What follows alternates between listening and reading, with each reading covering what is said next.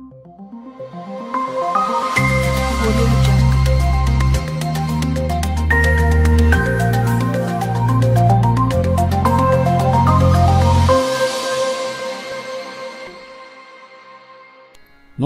বন্ধুরা, spiritual bulletin চ্যানেলের সকল শ্রোতা দর্শক বন্ধুকে জানাই সাদর স্বাগতম। বন্ধুরা, আজ আমরা দুটি নিম্ন শ্রেণীর প্রাণীর কথোপকথনের মধ্য দিয়ে ঈশ্বর চেতনার দরজায় পৌঁছে যাব।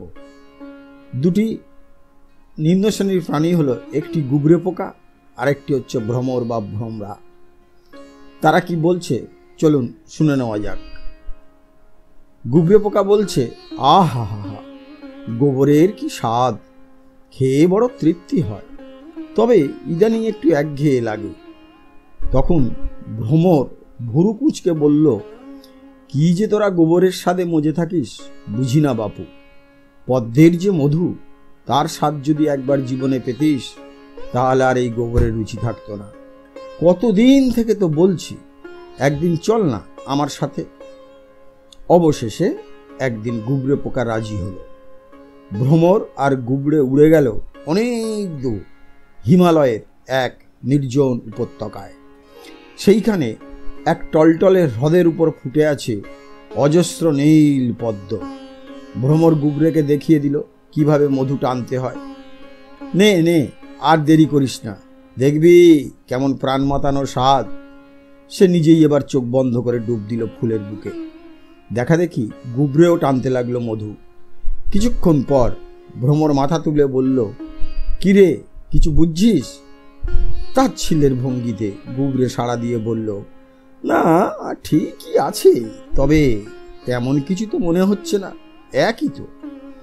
এ কথা শুনে ভ্রমর তো হতবাক। সে কিরে, এটা তোর ভালো লাগছে না?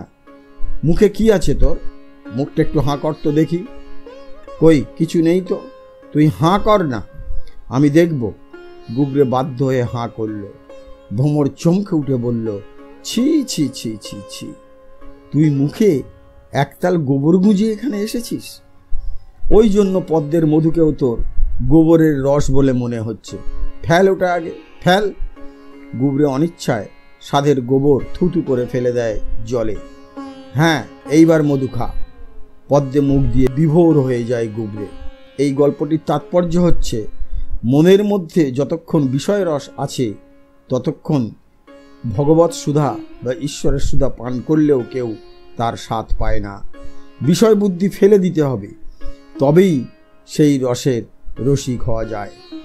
নমস্কার বন্ধুরা, আশা করি আপনাদের খুবই ভালো লাগলো এই ছোট্ট গল্পটি এবং খুবই শিক্ষণীয় গল্প। আশা করি আপনারা প্রতিদিনের মতো শেয়ার, কমেন্ট ও লাইক করবেন, আর অবশ্যই সাবস্ক্রাইব করবেন। নমস্কার, ধন্যবাদ।